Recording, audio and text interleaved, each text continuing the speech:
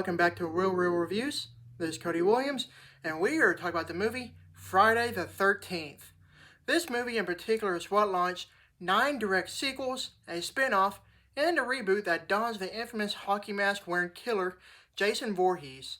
This is a movie series that I truly hold dear and close as a horror film fanatic, even if the movies themselves can be cheesy at times, but however, they all have a certain appeal that's unique that can be entertaining.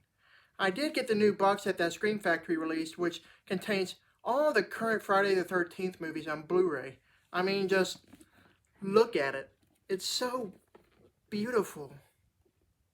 The movie story follows a group of camp counselors that are stalked and murdered by an unknown assailant while trying to reopen Camp Crystal Lake, which was the site of a child's drowning and a grisly double murder years before.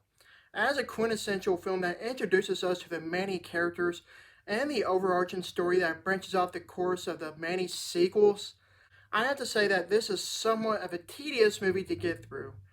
What I mean by that is that this movie can be meandering and feels like a chore to get through until the film's climactic last 20 minutes or so. I get what they were trying to do with this movie because it sounds cool on paper, but the film's execution didn't work out too well. The movie, for the most part, is just someone being stalked and being murdered for the most grisly way imaginable, and the whole process is just rinse and repeat. It gets boring after a while because there's no substance to it. Its sequels, however, did manage to tighten everything up and make it more frightening and entertaining.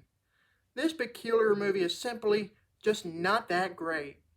I will say that the death scenes can gross you out at times, and the practical effects they use to implement the many deaths are really good looking.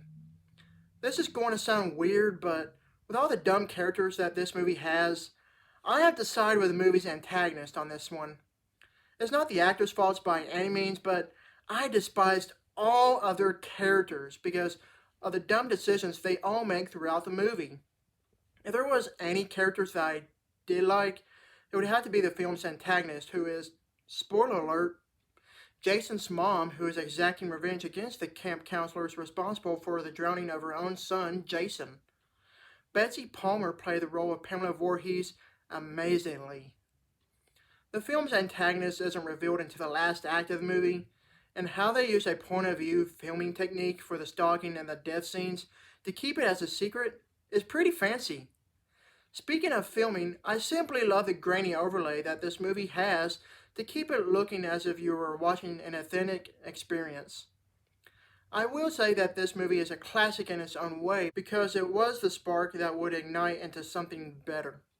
Overall, Friday the 13th has some good things despite its issues being slow and boring at times, but in the end, it somehow paid off. I don't hate this movie, but I wouldn't classify it as something great.